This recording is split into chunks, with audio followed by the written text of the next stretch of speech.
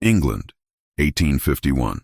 A woman of 34 years has only two paths before her: marriage or the slow disappearance that society grants to those who have failed at it. The morning room of Whitmore House held the peculiar silence of a dwelling where affection had withered into obligation. Eleanor sat at the writing desk, her pale fingers moving across columns of figures that seemed to mock her with their relentless arithmetic. 10 years she had been doing this, reconciling accounts that would not reconcile, stretching resources that had grown impossibly thin, maintaining appearances for a family that scarcely noticed her efforts. The autumn light filtered through tall windows, casting long shadows that deepened the worn spots on the carpet beneath her feet. Her father, the Viscount, had lost fortunes in colonial ventures that existed primarily in his imagination. The actual money had disappeared into accounts managed by men who smiled too widely and promised returns that never materialized. Eleanor had inherited her mother's practical mind, but her father's tendency toward self-deception, though she fought the latter tendency with every calculation she entered into these leather-bound ledgers. The door opened without warning, as it always did when the Viscountess entered a room. Eleanor's mother swept into the morning room with the authority of a woman who had never questioned her right to occupy space, her emerald visiting dress rustling with each calculated step. At 52, the Viscountess retained the sharp features that had once commanded admiration, though the years had sharpened them into something more austere than handsome. "Eleanor, your posture," the Viscountess observed without preamble. "Hunched over those tedious documents as though you were a clerk in some merchant's office. It is no wonder the gentlemen show you so little attention." Eleanor straightened her spine, a gesture she had performed so many times that it had become automatic as breathing. "Good morning, Mother. I was reviewing the household accounts." "Yes, well, there are more important matters to attend to." The Viscountess settled herself into the chair opposite Eleanor's desk, arranging her skirts with meticulous care. "Charlotte has received another invitation to Lady Ashford's autumn soirée, the third this season, and Rebecca's betrothal will be announced within the month, the Baronet of Henwick Park. Your father is most pleased." Eleanor had heard about Rebecca's engagement 3 days prior, whispered between servants in the corridors where gossip traveled faster than any official announcement. Her sister, at 26, had secured a baronet of moderate fortune and considerably advanced years. The arrangement was considered a triumph in their circle, though Eleanor understood that the baronet needed an infusion of capital more than he needed a bride. "I am pleased for Rebecca," Eleanor said carefully. "She appears content with the arrangement." The Viscountess waved a hand with dismissal. "Content is hardly the word. She is sensible, which is far superior to contentment. A woman in her position cannot afford the luxury of emotion." The Viscountess paused, her gaze traveling over Eleanor in a manner that felt distinctly like assessment. "Unlike yourself, Eleanor, you have reached an age where sensibility becomes increasingly difficult to maintain. Your situation requires more immediate attention." The words, though not unexpected, struck with their usual precision. Eleanor was 34. In the eyes of society, she had already transgressed the boundaries of acceptable spinsterhood. She had been presented at 17, had received callers in the years that followed, but something, her quietness perhaps, or her tendency to reveal thoughtfulness rather than empty charm, had prevented offers from materializing until now. "I am aware of my age, Mother," Eleanor replied, returning her attention to the ledger before her, though the numbers blurred together in her vision. "Clearly, awareness has done little to improve your circumstances," the Viscountess said. "However, Providence has decided to intervene. Mr. Edmund Harrington has expressed an interest in making your acquaintance. His proposal has been deemed suitable." Eleanor's pen stilled against the paper. Edmund Harrington was 40 years old, a widower of moderate fortune, whose late wife had apparently been as forgettable as she was forgotten. Eleanor had seen him at various social functions, a man of adequate appearance, with graying hair and the manner of someone who had learned to conduct himself acceptably, without ever inspiring genuine warmth. He had always struck her as a man conducting his life according to a predetermined schedule rather than genuine feeling. "He has made a proposal already?" Eleanor asked, though she meant to inquire about the nature of his intentions. "Not formally, naturally," the Viscountess explained. "Your father has been managing the discussions. Harrington's financial situation is entirely respectable, and his estates in Sussex are well maintained. He has indicated that he is seeking a wife of mature judgment, someone who understands the practical realities of matrimony rather than entertaining foolish romantic notions. The Viscountess leaned forward slightly. He specifically requested you, Eleanor. He has observed you at several functions and believes you possess the qualities he requires. Eleanor felt something contract within her chest, not excitement, but rather a strange resignation. At 34, with no fortune of her own and a family drowning in debts that grew more urgent each season, this was precisely the sort of offer that women in her position received. This was, in fact, more than she had any right to expect. When am I to meet with him formally? Eleanor asked. Tomorrow afternoon, the Viscountess replied. He will call at 4 o'clock. You will wear the blue silk dress, the one that suits your coloring. And Eleanor, do try to appear pleasant. Your tendency toward somber reflection is not attractive in a potential bride. After her mother departed, Eleanor returned to her ledgers, though her concentration had fractured entirely. She found herself instead thinking about her childhood, when she had harbored vague notions of marrying for affection, for something more substantial than mutual agreement regarding household management and financial necessity. That girl seemed impossibly naive now, almost embarrassing in her optimism. Eleanor rose from her desk and walked to the window, gazing out at the small garden that had once belonged to her grandmother. It lay largely neglected now, the rose bushes overgrown, the paths obscured by creeping weeds. She wondered if this marriage would be similar. A space that had once held beauty gradually allowed to decay through inattention. Yet what alternative did she possess? Her family needed the financial stability that Edmund Harrington represented. Her father's creditors grew more aggressive each month. Rebecca's marriage, while advantageous, would not resolve the fundamental crisis of the Whitmore family's circumstances. The afternoon brought the customary social visits that occupied the drawing room. Charlotte appeared in an afternoon dress of pale yellow, her dark hair arranged in fashionable curls that required hours of careful attention from her lady's maid. At 24, Charlotte possessed the kind of beauty that society valued. Delicate features, an air of innocence, a tendency to laugh at gentlemen's remarks as though they had said something genuinely amusing rather than merely predictable. She was engaged in conversation with Lady Pembroke when Eleanor entered, discussing the likelihood of Lord Ashford's unmarried son making an appearance at the upcoming assemblies. Eleanor settled into her chair near the fireplace, aware that she was expected to be present, but not to dominate the conversation. This was the role that had become familiar to her, the older sister who managed the household, who appeared at social functions but never demanded attention, who could be relied upon to fade into the background when more interesting company was present. Eleanor, Lady Pembroke called out, as if suddenly remembering her presence. Have you heard the speculation regarding the Duke of Northwick? It is said he has not entertained for nearly 7 years, not since his wife's death. One wonders what keeps a man of his station so completely removed from society. I had not heard specific details, Eleanor replied carefully. The woman he married was considered quite beneath his station, Lady Pembroke continued, apparently satisfied to provide the information herself. Some say he has never recovered from his grief. Others suggest darker motives. Perhaps he harbors secrets that require his isolation. She paused dramatically. He is 36 now and remains one of the most eligible bachelors in England, should he ever choose to marry again. Yet he shows no inclination toward society whatsoever. Charlotte leaned forward with interest. Is he truly so terrible in appearance? Perhaps that explains his seclusion. On the contrary, Lady Pembroke replied. From all accounts, he is quite striking in his way. Dark hair, intense eyes, that remote manner that some women find compelling. But he has built walls around himself that few have managed to breach. It is said his own mother can barely persuade him to attend her events. Eleanor found herself contemplating the Duke of Northwick, a man she had glimpsed only once or twice at crowded assemblies, standing always at the periphery, speaking to no one unless necessity demanded it. She wondered what isolation felt like when one possessed his power and wealth.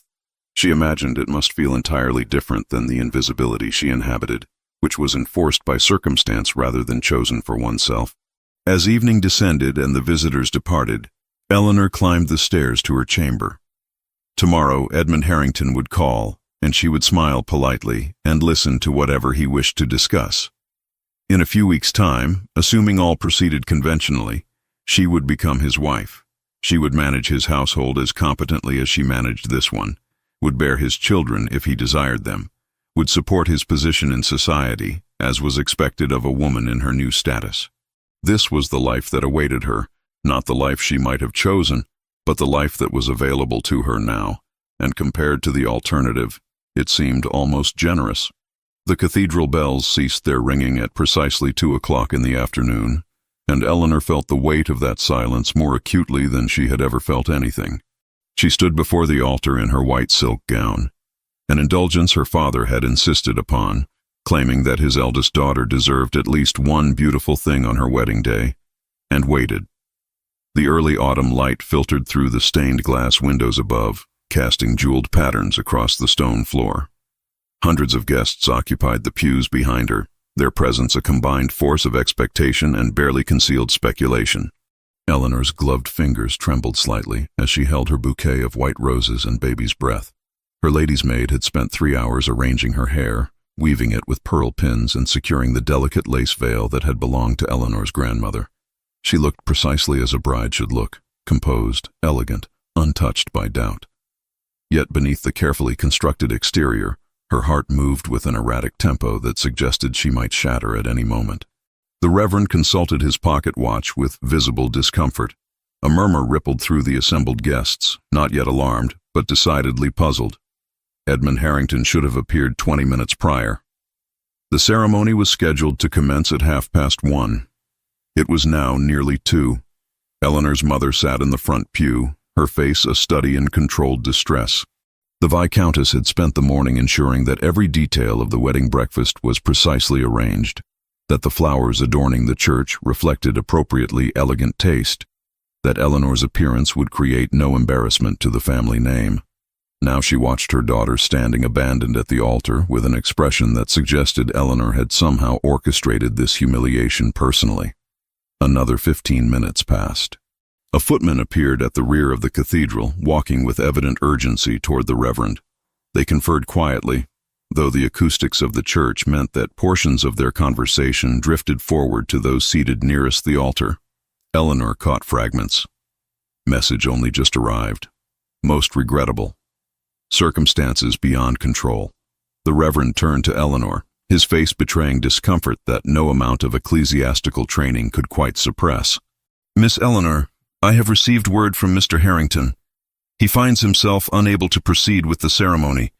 He has sent his deepest apologies, but indicates that unforeseen circumstances have rendered his immediate presence impossible." The world did not end. This was Eleanor's first coherent thought as she stood motionless, absorbing the words. The world did not end. It merely fractured into 1,000 pieces, each one reflecting her humiliation back to her with crystalline clarity. She became aware of every sound simultaneously, the collective gasp from the guests, the sharp intake of breath from her mother, the scrape of chairs as people began to move with the restless energy of those witnessing social catastrophe. "There must be some misunderstanding," Eleanor heard herself say, her voice emerging steadier than seemed possible. "Perhaps he has been delayed." "Surely. The message is quite explicit, Miss Eleanor." The Reverend interrupted gently. "Mr. Harrington expresses his sincere regrets but cannot in good conscience proceed. He offers no further explanation, only his apologies." Eleanor became aware that she was still holding her bouquet, that the roses seemed impossibly white, impossibly perfect, impossibly cruel in their beauty. She became aware that she was breathing, that people were turning to stare at her, that her name was being whispered with the sort of fascination usually reserved for scandal. She became aware that she was 34 years old and standing alone at an altar before hundreds of witnesses who had come to watch her transform into a bride and instead would leave having witnessed her transformation into society's newest object of pity and speculation. Her mother rose from the pew with the abruptness of someone who could no longer maintain composure. The Viscountess's face had shifted from distress to something more dangerous, a mixture of fury and embarrassment that appeared to threaten to overwhelm her entirely. "This is intolerable," Eleanor heard her mother say, though the words seemed to come from a great distance. "Eleanor, you must come with me. We cannot remain here any longer." The walk from the cathedral felt eternal and instantaneous simultaneously. Eleanor moved through the church as though navigating a dream, aware of eyes following her, aware of whispered conversations commencing the moment she passed, aware that her life had altered in some fundamental way that could not be undone or minimized. She caught glimpses of familiar faces, acquaintances who had attended her presentation as a debutante, who had danced with her at assemblies, who had exchanged pleasantries at drawing-room visits. Now they looked at her as though she had become an entirely different person, someone worthy of pity or judgment or morbid fascination. The carriage ride to Whitmore House passed in near silence, broken only by her mother's rapid breathing and occasional expressions of incoherent outrage. The Viscountess did not ask Eleanor what she was feeling. The Viscountess did not inquire whether Eleanor had any knowledge of Harrington's intentions. The Viscountess merely expressed, at considerable length, how thoroughly Eleanor had managed to humiliate the family through her apparent failure to secure and maintain a suitor's commitment. "I cannot comprehend how you have managed to bungle this so entirely," the Viscountess said, her voice sharp as glass. "A man of Mr. Harrington's station does not simply abandon a wedding without cause, Eleanor. What did you do? What did you say to him that would provoke such an action?" "I did nothing, Mother," Eleanor replied, though her voice sounded strange to her own ears, as though it belonged to someone else entirely. "I have scarce been alone with him since our engagement was arranged." "Well, something must explain his behavior," the Viscountess insisted. "You must have done something. The man was entirely agreeable until the wedding itself. What possible circumstance could have intervened in the final hours?" Eleanor did not answer. She had no answer to give. She pressed her face against the carriage window and watched London pass by, each familiar street now rendered foreign by the weight of her disgrace. Over the following days, the truth emerged in fragments delivered through servants' gossip and veiled hints in society correspondence. Mr. Edmund Harrington was in financial difficulty, far exceeding what the family had understood. He had debts to financiers of questionable reputation, men who operated outside the bounds of genteel society, men who did not respond kindly to unpaid obligations. Furthermore, there were suggestions, never quite stated directly, but conveyed through meaningful pauses and significant glances, that his sudden departure from London was related to these obligations. He had apparently fled to the continent, leaving no forwarding address, abandoning not merely his bride, but also several business associates who had been expecting payment. More disturbing still were the whispers regarding Eleanor herself. Some claimed that Harrington had discovered some previously unknown scandal attached to Eleanor or her family. Others suggested more sinister explanations. But most disturbing was the gradual realization that Eleanor's name had been attached to various financial documents related to Harrington's business affairs, documents that Eleanor herself had never signed, never authorized, never even seen. By the end of the week, Eleanor received a letter from her Aunt Margot, the Viscountess's widowed sister, who lived on a modest property in the countryside. The letter was brief but resolute. Margot offered Eleanor refuge, distant from the immediate scrutiny of London society. Eleanor accepted without hesitation or discussion. Within 10 days of her wedding day, she departed from Whitmore House in a traveling carriage, leaving behind only a note indicating that she would be staying with her aunt for an indeterminate period. She did not say goodbye to her mother. She did not say goodbye to her sisters, who were now occupied with damage control regarding their own social positions. She did not acknowledge the whispers that followed her departure, the speculation about what might have occurred behind closed doors, the theories regarding her complicity in Harrington's apparent fraud.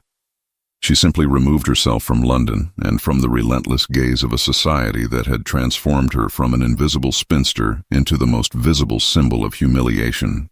The property that belonged to Margot stood situated some 30 miles from London, nestled into the rolling hills of Surrey, where autumn arrived earlier than it did in the city. The house itself was modest by comparison to the grand estates Eleanor had known, yet it possessed a quality that Whitmore House had long since lost. A sense of being lived in by someone who actually inhabited the space rather than merely occupied it. The gardens showed evidence of deliberate cultivation. The library was organized according to a system that Eleanor gradually came to understand. and the servants moved through their duties with the competence of people who had been trained to think rather than merely to obey. Margot was 59 years old, a widow for the past 22 years, having lost her husband to illness when she was scarcely older than Eleanor was now. She had elected not to remarry, a choice that Eleanor's mother regarded as evidence of either eccentricity or deficiency. Margot, however, seemed to view her unmarried state as an extraordinary gift, a freedom that married women relinquished the moment they spoke their vows. She worked the estate herself, collaborated with her steward on agricultural matters, maintained an extensive correspondence with various learned individuals regarding subjects that Eleanor's mother would have deemed entirely inappropriate for female contemplation. During the first weeks of Eleanor's residence, Margot did not speak directly about the circumstances that had driven Eleanor from London. Instead, she assigned her tasks. Eleanor was asked to inventory the library, an undertaking that required her to engage with texts she had never been permitted to examine during her years at Whitmore House. Philosophy, political economy, advanced mathematics, subjects deemed unsuitable for female minds were suddenly placed within her reach. Eleanor found herself absorbed in material that seemed to illuminate aspects of the world she had previously accepted as simple fact. "Your mother would consider this dangerous," Margot observed one afternoon, finding Eleanor surrounded by open volumes in the library. The notion that a woman might comprehend economic principles without her capacity for domestic management being compromised. "My mother considers many things dangerous that appear to be merely interesting," Eleanor replied, not looking up from her reading. "Indeed," Margot said. "Your mother has always been afraid of anything that might suggest a woman possesses resources beyond her beauty or her marriageability. It makes her anxious, I think, the thought that a woman might not require masculine validation to know her own worth." Beyond the library, Eleanor found herself gradually assuming greater responsibility for the property's management. Margot taught her to examine estate accounts, to understand the calculations that determined whether a property was prospering or declining, to review contracts with the tenants who worked the surrounding fields. One drizzling morning, ledger books spread across the oak table. Eleanor traced the rents of 3 tenant farms and discovered a pattern of missed payments that matched a blight reported in the steward's notes. Instead of ordering penalties as her mother might have done, she drafted a remission schedule and proposed a cooperative seed purchase for spring barley. It was the first decision she made that changed another person's life for the better, and the first time the steward looked at her not as the Viscount's daughter, but as a mind worth consulting. This knowledge came as a revelation. The skills Eleanor had been practicing secretly for 10 years, the accounting, the resource allocation, the careful management of constrained circumstances, were not, after all, merely the province of male stewards and businessmen. They were legitimate intellectual pursuits. Letters arrived with irregular frequency from Whitmore House. Her father wrote 3 times during the first 2 months, each letter becoming progressively more urgent. The creditors were growing impatient. Legal proceedings had commenced regarding certain properties that might be seized. He had attempted to secure a new investment opportunity, but the capital required was beyond what he could currently access. His letters conveyed a desperation that Eleanor recognized as the signature of a man watching his entire world collapse gradually, powerlessly, aware of the disaster approaching but unable to forestall it. Her mother's correspondence was considerably briefer. The Viscountess wrote once, a letter that managed to convey both fury and blame without ever explicitly articulating either sentiment. She mentioned Rebecca's betrothal to the Baronet of Henwick with a tone suggesting that Eleanor's disgrace had somehow made this match more difficult to arrange, as though Eleanor's failure had contaminated the Whitmore name so thoroughly that each subsequent daughter required additional compensation to attract a suitor. She mentioned Charlotte's courtship with a considerably more pleased tone, noting that a certain earl had been most attentive to the girl. Rebecca's own letter arrived in October, filled with the excited concerns of a young woman focused entirely on matters of immediate household consequence. The baronet's estate required considerable renovation. Rebecca was occupied with decisions regarding furnishings and staffing. She made no reference to Eleanor's situation beyond a single sentence. "Mother says you are residing with Aunt Margot, and that it is best you remain there for the present. By the 5th month of Eleanor's residence with Margot, a transformation had commenced that Eleanor recognized but could not entirely articulate. Her hands had grown stronger from work. Her skin, no longer subjected to the demanding social calendar of London, had developed a clarity that suggested the previous pallor had been a symptom of something other than mere pale complexion. Her posture, which had curved inward through years of attempting to occupy less space, had gradually straightened as she had learned that her presence did not require justification or apology. One afternoon in March, as they sat in the library taking tea, Margot addressed Eleanor directly. "You have stopped hiding," she observed. "I have watched you during these months, and you have gradually ceased performing invisibility." "I was not aware that I was performing anything," Eleanor replied. "You were," Margot said. "For years you positioned yourself as though you had no right to physical space. You made yourself smaller so that others might feel larger. You anticipated criticism before anyone articulated it, as though preemptive shame might somehow prevent actual judgment." Margot set down her teacup. "London society exists because it requires women like you. Women who have internalized the notion that their worth depends entirely upon their capacity to be valuable to someone else. Your value is not contingent upon marriage, Eleanor. This is what you have learned here, and this is precisely why you must now return." "Return to London?" Eleanor felt a flutter of anxiety, or perhaps alarm. "You cannot possibly mean—" "I mean precisely that," Margot interrupted.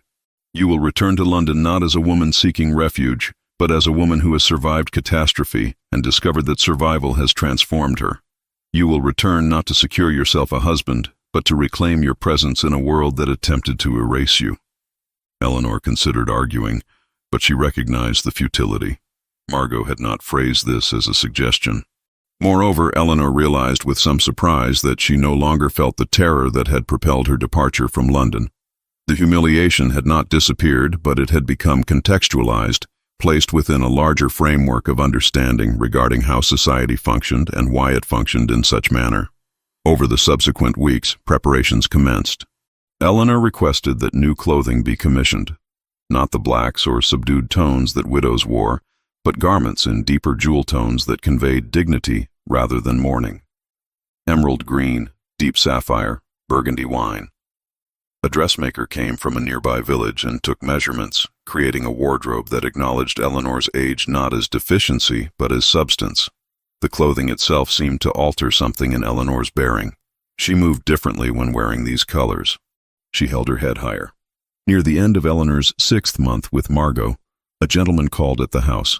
A man perhaps 50 years old with sharp eyes and the manner of someone accustomed to conducting investigations into circumstances other people preferred to remain obscure.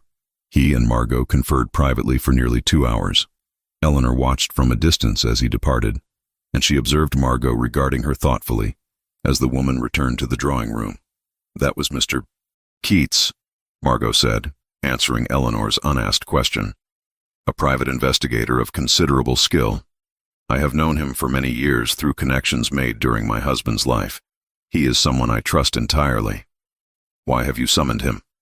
Eleanor asked. "I have not summoned him regarding your situation," Margot replied. "However, he is someone you should know exists. There may come a time when such knowledge proves useful." Margot paused.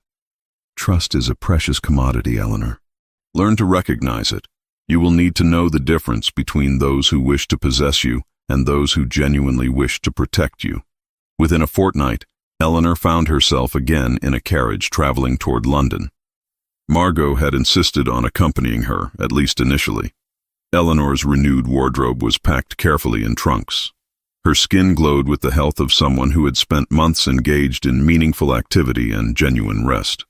Her eyes held a clarity that had been absent for years. As they drew closer to London, Eleanor felt the familiar constriction of anxiety beginning. Yet beneath the anxiety lay something else, a resolution that had not existed during her previous life in the city. She understood now that society could only diminish her if she permitted it. She had survived abandonment. She would not permit herself to be destroyed by gossip. The ballroom at Ashford Manor gleamed beneath the light of crystal chandeliers that cast dancing reflections across the polished floor. Though society delighted in drawing lines where none existed, Lady Ashford bore no relation to Julian Ashworth. The similarity in names was an accident of English nomenclature rather than blood. Lady Ashford, the widow of considerable years and formidable temperament, had insisted upon hosting the season's most anticipated gathering, despite the Duke of Northwick's notorious preference for solitude. The assembled guests represented the cream of London society, the titled, the wealthy, the carefully cultivated connections that maintained the delicate hierarchy upon which their world depended. Eleanor stood near the entrance, observing the assembled crowd with the practiced detachment of someone who had learned to inhabit social spaces without claiming them. Her emerald gown drew appreciative glances, though the glances themselves were often followed by dawning recognition that transformed admiration into something more complicated. She was the woman from the scandal. She was the spinster who had been abandoned at the altar. She was that remarkable artifact of social catastrophe, a woman who should have disappeared entirely, but had instead reappeared, transformed by time and circumstance.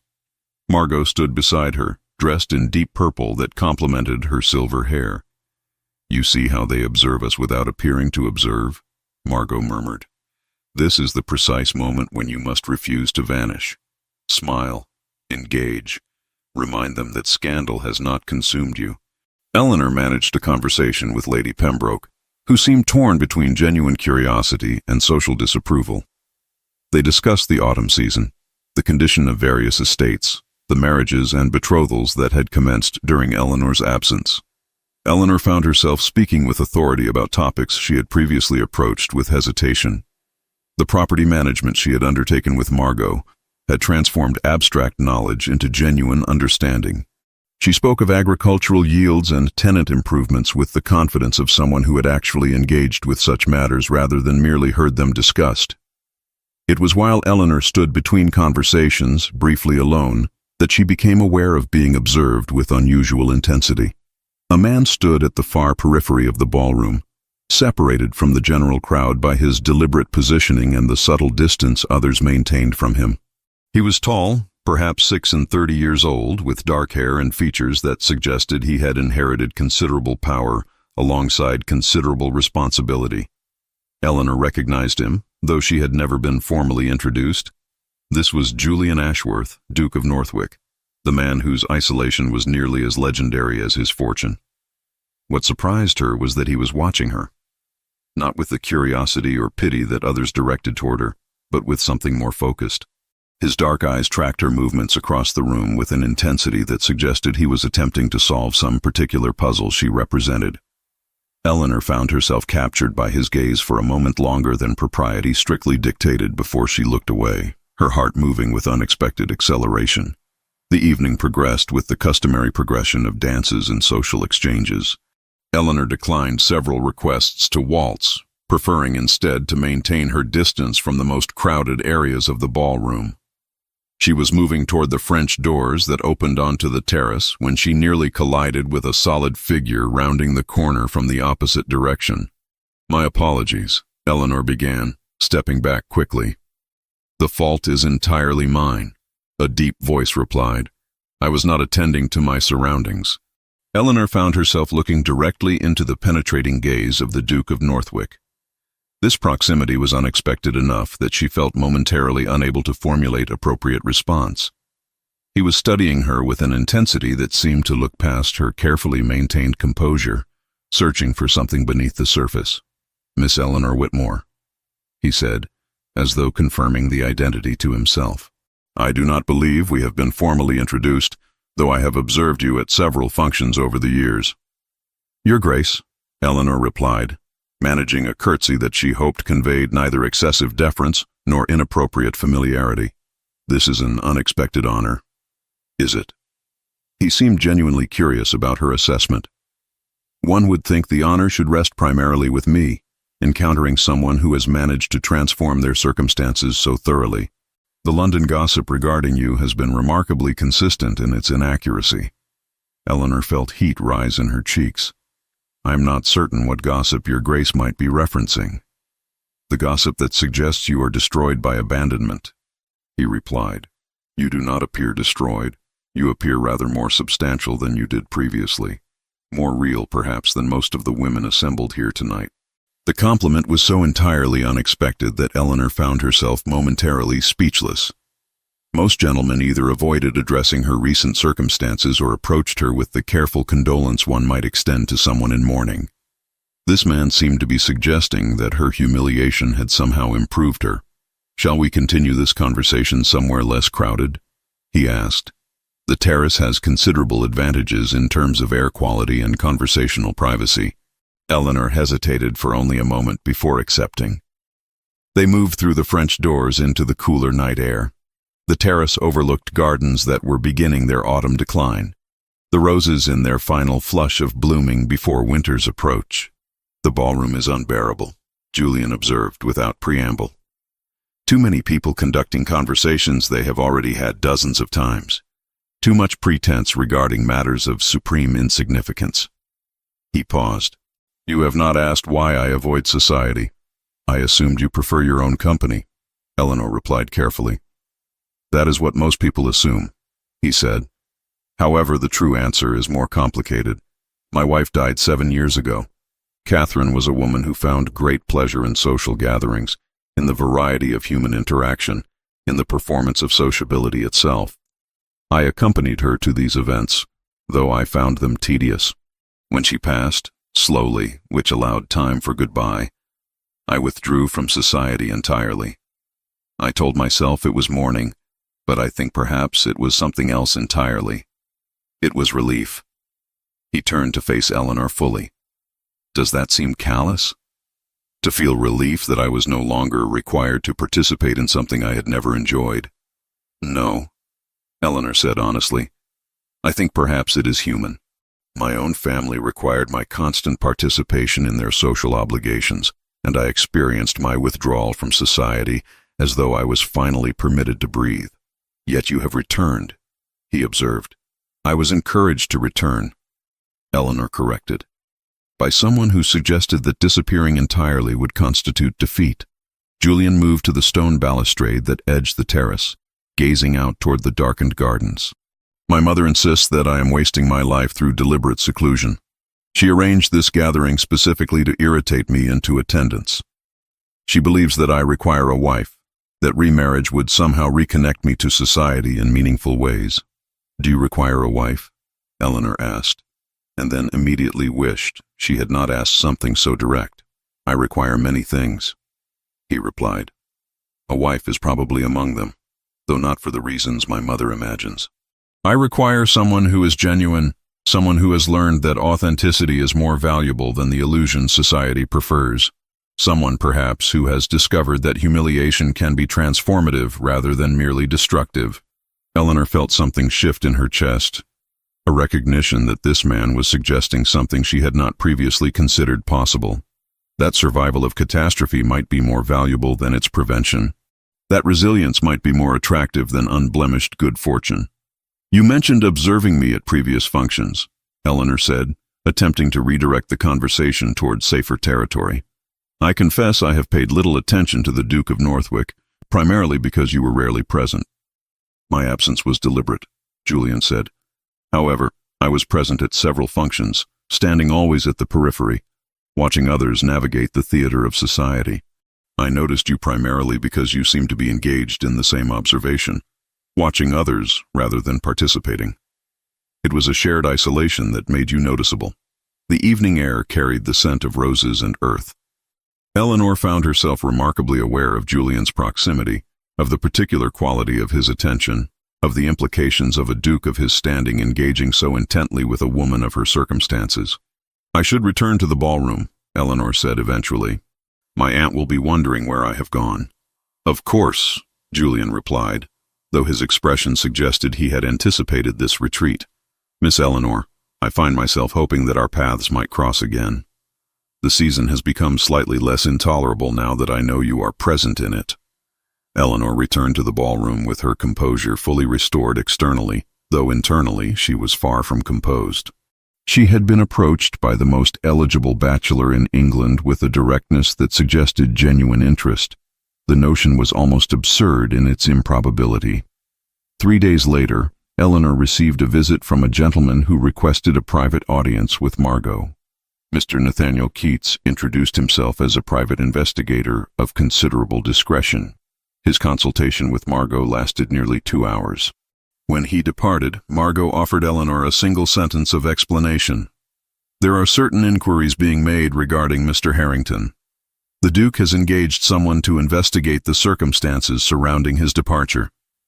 Eleanor understood immediately the implications.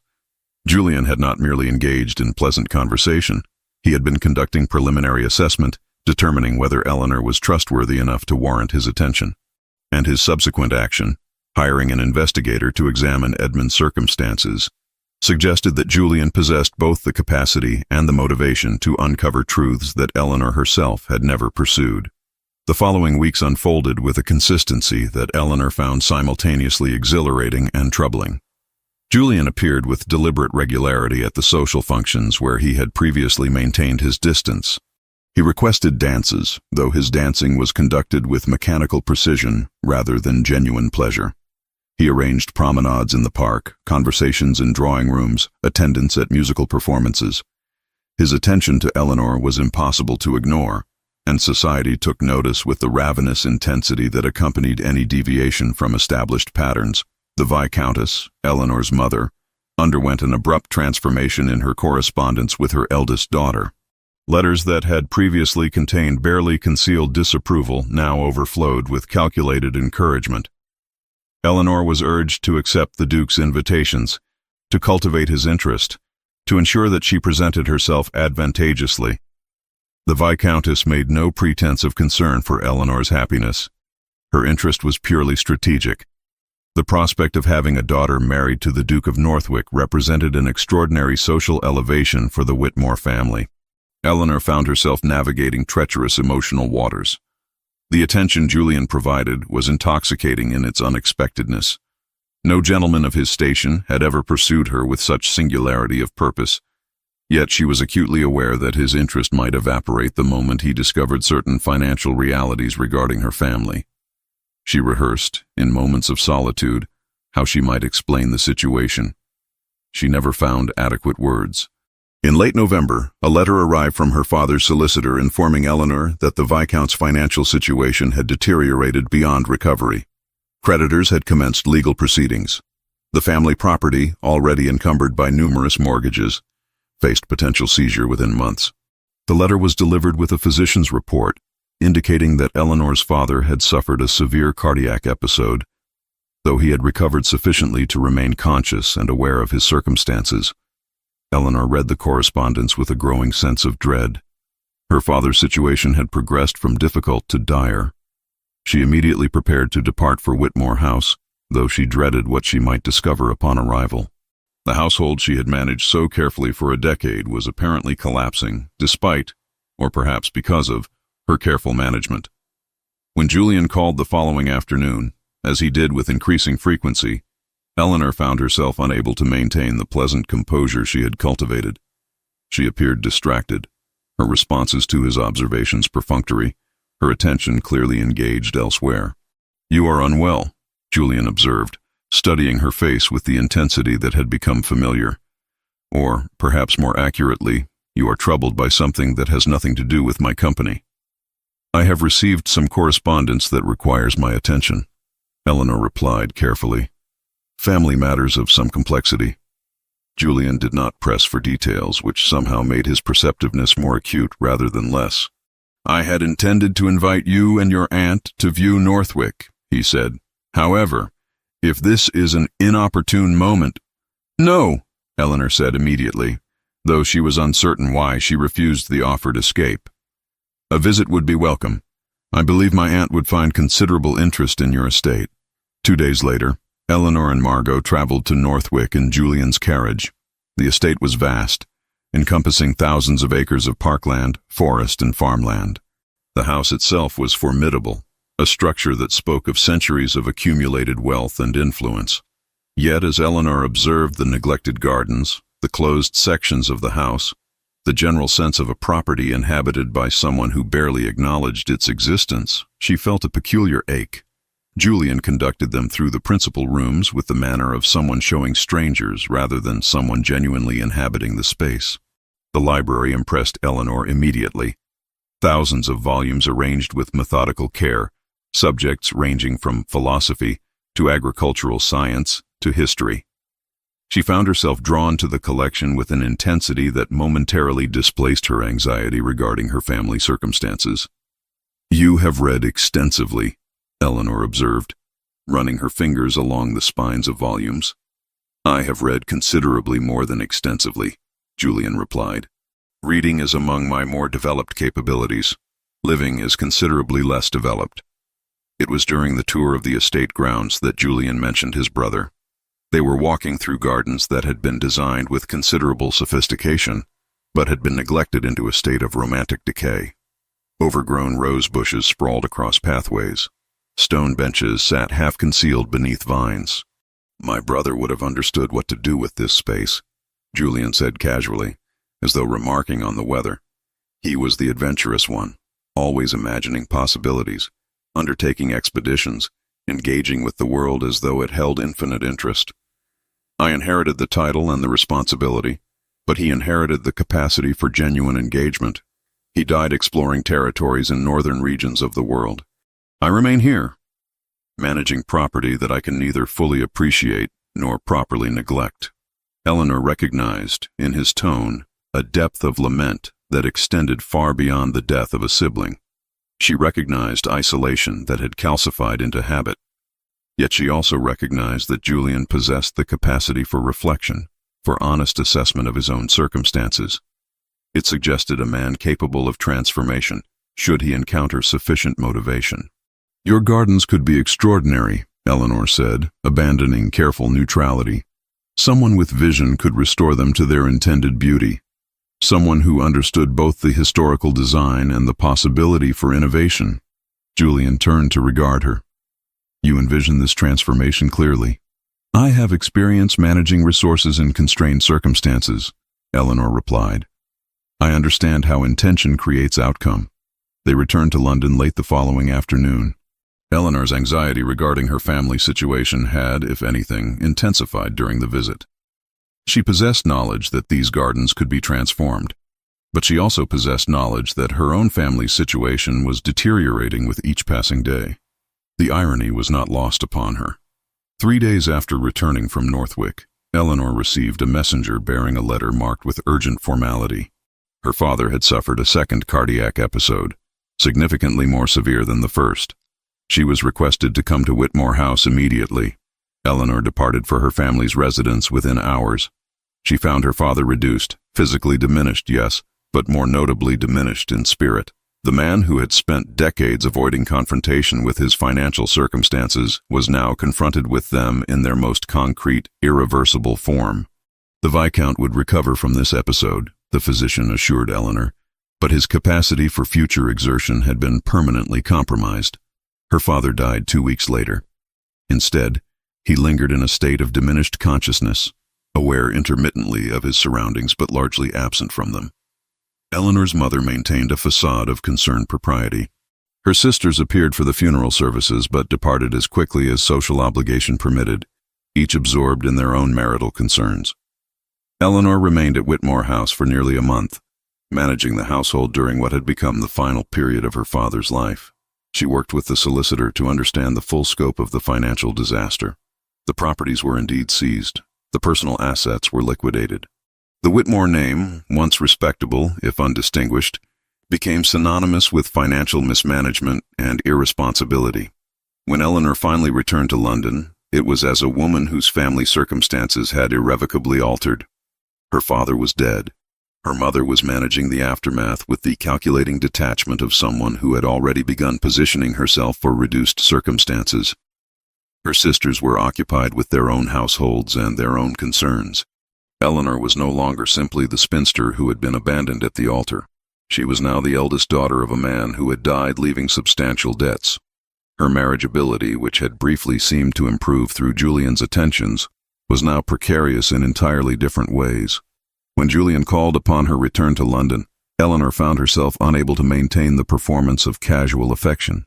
She was aware that her circumstances had fundamentally altered, and she was uncertain whether his interest could survive this transformation.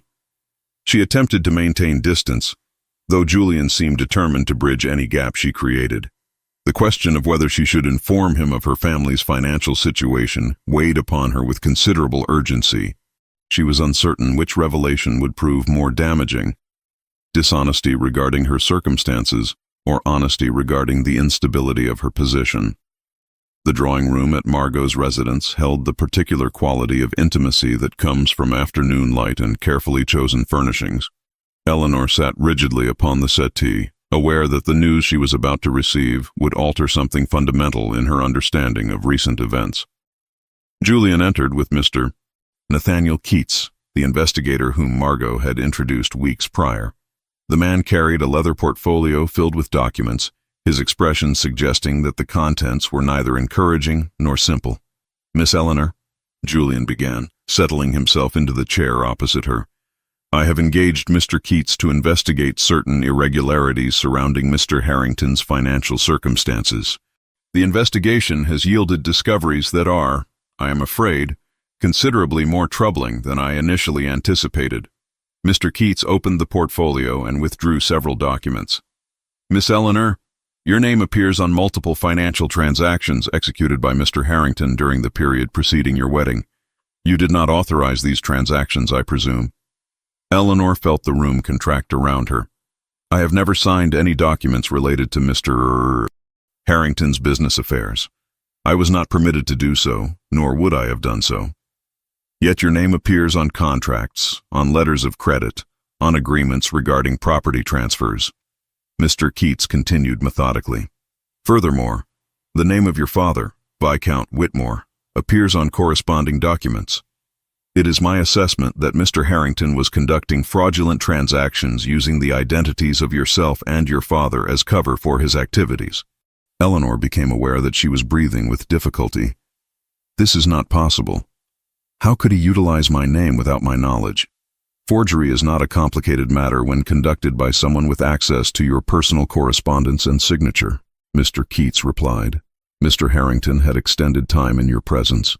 He would have had opportunity to observe your handwriting, potentially to practice duplicating it. These frauds would have been committed with the expectation that you would not discover them, as you would have been occupied with the obligations of marriage." Julian leaned forward. "The investigation further indicates that Harrington required funds beyond what his own finances provided. He was indebted to individuals of questionable reputation. The fraudulent transactions were apparently conducted to accumulate capital, which he then used to satisfy his obligations to these creditors. When his schemes threatened exposure, he departed England rather than face consequences." "Why did he abandon the wedding?" Eleanor asked, though she suspected she already understood the answer.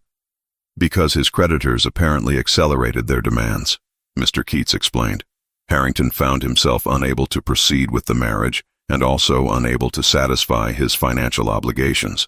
Rather than attempt to resolve either situation, he fled. The financial desperation that prompted his frauds also prompted his departure." Eleanor stood and moved to the window, unable to remain seated beneath the weight of this revelation. Her name had been used in criminal enterprise without her knowledge or consent. Her family had been implicated in fraud. What are my legal obligations in this matter? "That is somewhat complicated," Mr. Keats replied carefully. "You have committed no crime. However, you may be required to testify regarding the fraudulent use of your name, should legal proceedings commence against Mr. Harrington. Additionally, certain creditors who were defrauded may pursue recovery through the estates of those whose names were used.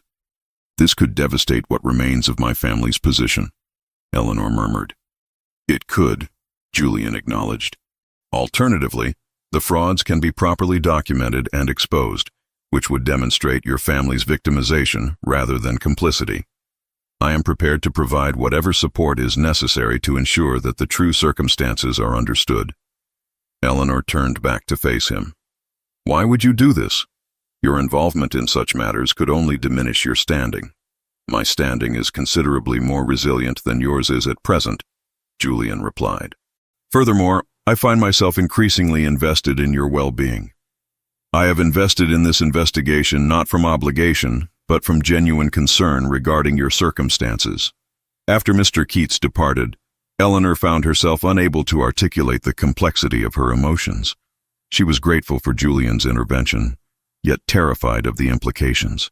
She was relieved to understand the truth regarding Harrington's departure, yet desperate about the legal consequences she might face. Margot found her in the library, surrounded by documents from her father's estate. Eleanor had been sorting through his papers since returning from Whitmore House, attempting to organize the financial records that had been left in considerable disarray. "You have received distressing news," Margot observed, though it was not truly a question. "My name has been used in fraudulent transactions," Eleanor replied flatly. "My family name has been used. We may face legal consequences despite being victims rather than perpetrators. Then you must cooperate with the investigation," Margot replied firmly. "You must assist Julian in exposing the fraud entirely. This is not about defending yourself. It is about demonstrating the truth." "I have no wish to appear as though I am pursuing Julian's assistance for my own benefit," Eleanor protested. "If I cooperate with his investigation too eagerly, people will assume I am motivated by desire to secure his affection. People will assume whatever gratifies their desire for scandal," Margot responded with characteristic bluntness. "Your alternative is to remain silent, which allows the frauds to remain obscure and your complicity to remain questioned. Accept Julian's assistance. It is neither weakness nor calculation. It is practical engagement with circumstances that require resolution." Over the following weeks, Eleanor worked alongside Julian and Mr. Keats to compile documentation of the frauds. She examined her father's financial records, identifying transfers of funds that she had not authorized, signatures that bore her father's mark but lacked his characteristic flourishes. She discovered letters from Harrington to her father, suggesting business opportunities and investment prospects that had apparently never materialized. The investigation revealed that Edmund had returned to London in early winter, accompanied by a young woman of considerable wealth whose father had recently died. The pattern was unmistakable. Harrington was conducting the same scheme with this new bride that he had attempted with Eleanor. The young woman's father's wealth had made her an ideal target for someone requiring capital. "We must inform her," Eleanor insisted when this discovery was revealed. "She must know what her husband intends." Julian and Eleanor traveled to the residence where the young fiancée was staying with her aunt. The aunt was acquainted with Charlotte, Eleanor's sister, a connection that provided access where direct intervention might otherwise have been impossible. The conversation was delicate. Revealing a fiancé's deception before marriage was one matter. Exposing it publicly would still carry scandal. The young woman, whose name was Isabel, received the information with the sort of shock that gradually transforms into fury. When confronted with the documentary evidence of Harrington's scheme, she made the decision to cease her association with him entirely. Her aunt, protective and outraged, contacted solicitors to dissolve the engagement. The scandal that followed was contained but significant. The dissolved engagement, combined with revelation of his fraudulent practices, rendered him entirely disreputable. Creditors moved to prosecute. Connections throughout society distanced themselves from him.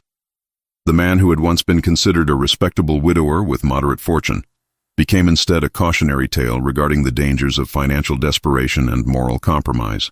Throughout this process, Eleanor found herself gradually relocating her trust from her own instincts toward Julian's judgment. He proved consistently reliable, genuinely concerned with understanding her circumstances rather than merely assisting her toward predetermined outcomes. He treated her discoveries regarding the fraud with respect rather than patronization.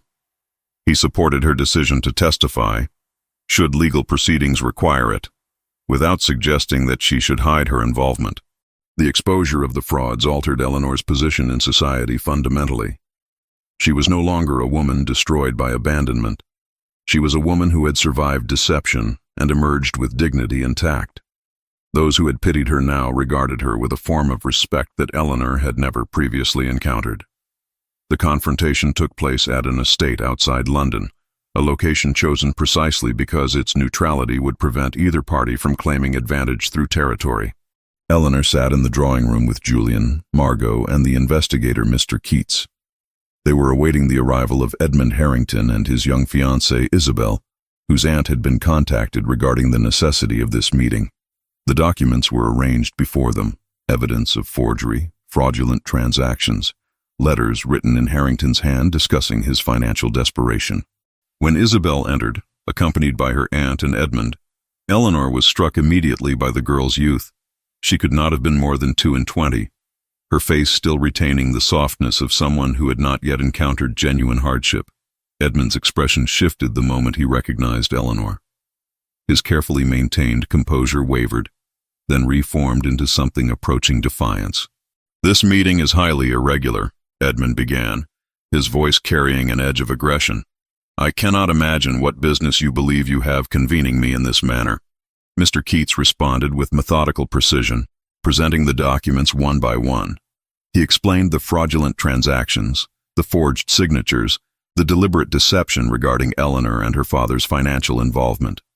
He detailed how Edmund had utilized their identities to conduct criminal enterprise. As each document was presented, Isabel's expression transformed gradually from confusion to comprehension to fury. "These are fabrications," Edmund declared, though his voice had lost its certainty. "Misinterpretations of legitimate business arrangements." "They are forgeries," Mr. Keats corrected. "Deliberate criminal fraud. Furthermore, our investigation indicates that similar frauds have been perpetrated using the identities of Miss Isabel's late father and herself." "The pattern is unmistakable." Isabel stood abruptly. "You forged documents in my father's name? In my name?" Her voice had risen to a pitch that suggested she was only barely containing her fury. "After his death, when I was vulnerable and grieving, you planned to use me in criminal schemes?" "Isabel, I can explain," Edmund began, attempting to approach her. "Do not touch me," she snapped, stepping away from him. She turned to her aunt. "I wish to return to London immediately. I wish to contact solicitors regarding separation." The departure of Isabel and her aunt seemed to collapse whatever remaining facade Edmund had constructed. He stood motionless for a moment, then his expression shifted. What emerged was not contrition, but rather a desperate anger. "You have destroyed me," he said, his gaze fixed upon Eleanor. "You, with your quiet nobility and your careful performance of victimhood. You have orchestrated this entire situation to make yourself appear blameless." "I orchestrated nothing," Eleanor replied calmly. "You orchestrated fraud. I merely assisted in exposing it." The legal proceedings that followed were conducted with remarkable discretion, primarily because the Harrington family possessed sufficient influence to ensure that scandal remained contained rather than fully public. Edmund was charged with fraud and forgery. Eleanor was called to testify, a circumstance that drew considerable attention despite the efforts at discretion. She appeared in court dressed conservatively in deep blue silk, her composure absolute. She answered questions regarding the documents bearing her name, her lack of authorization for any transactions, her discovery of the frauds only through the investigators' work. The courtroom had fallen silent during her testimony. When she departed the witness stand, society had witnessed something they had not expected. A woman who had endured humiliation, financial devastation, and criminal betrayal without allowing these circumstances to compromise her dignity. The narrative surrounding Eleanor transformed overnight from victim to survivor, from object of pity to object of respect. Edmund was sentenced to 18 months imprisonment. His assets were seized to satisfy creditors. His name became synonymous with fraud and dishonor. Scandal did emerge, despite efforts to contain it, but the scandal attached itself entirely to him, leaving Eleanor unblemished by association. It was in the library at Northwick, the evening after the verdict was announced, that Julian and Eleanor found themselves alone together. Eleanor had been examining the volumes on agricultural improvement, attempting to distract herself from the emotional turbulence of the preceding weeks. Julian entered quietly and stood beside her, studying the same books. "You were extraordinary in the courtroom," he said finally. "I suspect you were extraordinary partially because you had nothing left to lose. Humiliation has already visited you. You survived it. That knowledge liberates people." "I discovered that appearing dignified while being destroyed was considerably easier than I had anticipated," Eleanor replied. "Survival requires only that one continue breathing and moving forward. Dignity is merely the appearance one presents while doing so." Julian moved to the window that overlooked the gardens. Catherine died slowly. For months we knew her death was approaching. I had opportunity to say everything I needed to say. Yet I spent those months avoiding the discussion of remarriage because I felt that entertaining such thoughts would constitute betrayal of her. It was not until after her death that I understood how thoroughly I had wasted those final months through my own cowardice. Eleanor turned from the books to face him. She would not have wished you to remain isolated in grief forever. No, Julian agreed. She would have found my seclusion tedious and my resistance to remarriage incomprehensible. Catherine was a woman who believed in living fully. She would have been appalled to discover that I was conducting my life as though it had ended with hers. He turned from the window to face Eleanor fully. I am aware that your circumstances have been complicated. I am aware that your family's financial situation has created instability. I am aware that you may feel obligated toward me through gratitude for the investigator's assistance. Yet I must state plainly what has become clear to me over these months. I love you. Not because you are convenient, not because you require rescuing, not because your situation creates obligation on your part. I love you because you are real, you are genuine. You have survived catastrophe and emerged transformed rather than destroyed. Eleanor felt something shift within her chest, a recognition perhaps that love could be offered not as rescue but as genuine choice between equals. I have feared, she said slowly, that my feelings toward you were products of gratitude, that I was mistaking rescue for affection. And now, Julian asked, now I recognize that I love you because you have seen me entirely, my humiliation, my fear, my desperation, and you have chosen to remain present. That is not rescue. That is partnership. Julian approached her and took her hand. Eleanor, I am offering you my life, my position, my resources, and my genuine affection. I am asking whether you will consent to marry me. Not as solution to your circumstances, but as choice based on what we have discovered together regarding ourselves and each other. Eleanor considered the weight of this proposal. It represented everything she had once desperately sought and had long since ceased believing was possible. Yet it was offered not as salvation, but as collaboration between two people who had learned through suffering what genuine connection entailed. Yes, she said. Yes, I will marry you. The wedding was conducted with deliberate discretion in the chapel at Northwick, attended only by immediate family and a select group of intimate connections. Eleanor wore ivory silk rather than white, a subtle acknowledgement that this marriage, though genuine, followed circumstances far removed from the conventional path. Margot stood as her primary witness, while Julian's mother attended with the satisfied expression of a woman whose decades of insistence had finally borne fruit. The ceremony itself was brief, conducted by a clergyman who understood the preference for simplicity over spectacle. Society observed this union with fascination rather than scandal. The narrative had shifted entirely from Eleanor's humiliation to Eleanor's triumph. A woman who had survived abandonment, been implicated in fraud through no fault of her own, and had nevertheless maintained dignity throughout ordeal was marrying the most eligible bachelor in England.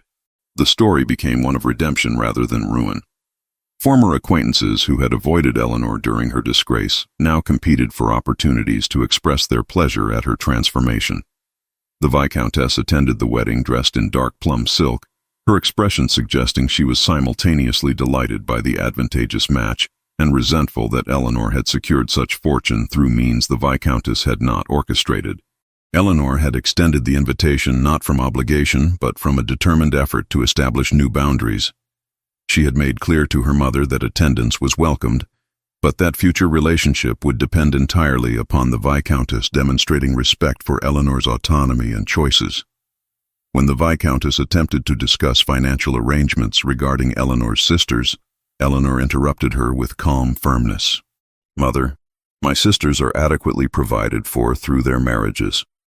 Julian has kindly arranged to clear the remaining debts from Father's estate, not from obligation to you, but from his own generosity toward those I love. However, I will not permit myself to become the source of perpetual financial rescue for family members who previously considered me expendable." The Viscountess had flushed, but she had also acquiesced. Eleanor's newfound authority, grounded in genuine independence rather than mere assertion, proved difficult to challenge. Julian had quietly transferred substantial funds to satisfy the creditors who had been pursuing Eleanor's family. He had accomplished this, not with fanfare, but with the discreet efficiency of a man accustomed to managing large financial matters. Eleanor had discovered this only through the solicitor's confirmation that the debts had been completely resolved. When she had questioned Julian, he had responded with characteristic simplicity. "Your family's distress was causing you distress. Therefore, resolving their circumstances resolved a matter of genuine concern to me." Rebecca and Charlotte appeared uncomfortable at the wedding reception, their social positions having been elevated considerably through Eleanor's marriage to the Duke. They were no longer simply the sisters of the spinster who had been abandoned. They were now the sisters of the Duchess of Northwick. The shift in how society treated them was immediately apparent, yet neither seemed entirely certain whether to feel grateful or resentful toward Eleanor for this elevation. Margot remained at Northwick in a suite of rooms that had been specifically prepared for her. She had declined Eleanor's suggestion that she maintain her own residence, insisting instead on a more integrated arrangement. "I have lived too long in isolation," Margot had stated simply. "I wish to be present in your lives, and I wish for you to be present in mine." Eleanor found herself relieved by this arrangement. Margot's presence provided continuity to her own transformation, a reminder of the months during which Eleanor had learned to value herself. The gardens at Northwick underwent gradual transformation over the following months. Eleanor engaged a landscape architect to develop plans based on the historical design, but incorporating improvements suggested by her own observations. The overgrown roses were carefully pruned and rejuvenated. Pathways were cleared. New plantings were added with attention to color progression through the seasons. Julian observed this process with evident pleasure, watching as Eleanor moved through the gardens with clear vision and decisive purpose. The library became their sanctuary, the space where Eleanor and Julian established patterns of shared contemplation.